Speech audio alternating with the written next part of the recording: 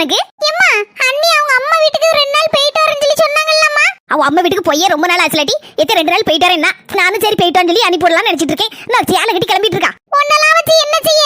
ஏமாந்த சோனகிரியே இரி. ஏமாந்த சோனகிரியா? யாமட்ட எப்படி சொல்லுத? அம்மா அண்ணி அவங்க அம்மா வீட்டுக்கு போறாங்க. அண்ணனும் கூடயே போறான்.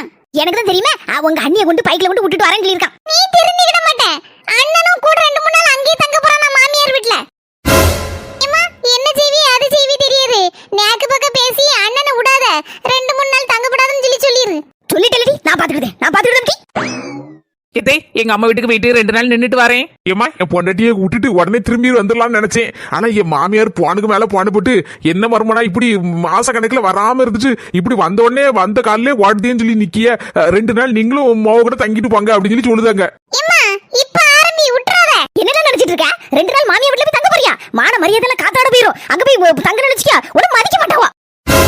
இதே இப்ப சொன்னதெல்லாம் 100க்கு 100 உண்மை. நான் ஒத்துக்கிட்டேன். என் மரும லேஸ்ல சரின்னு ஒத்துக்கிட மாட்டாளா என் பேச்சுக்கு? என்னாச்சுன்னு தெரியலையா? இதுக்கு பின்னால ஏதோ ஒண்ணு இருக்கு. பெரிய குண்டாத்துக்கு என் மண்டல எப்ப போட போறான்னு தெரியல. என்ன நடக்க போதோ தெரியல. அடுத்து வரக்கூடிய லாங் வீடியோல வரும் பாருங்க சொந்தங்களே.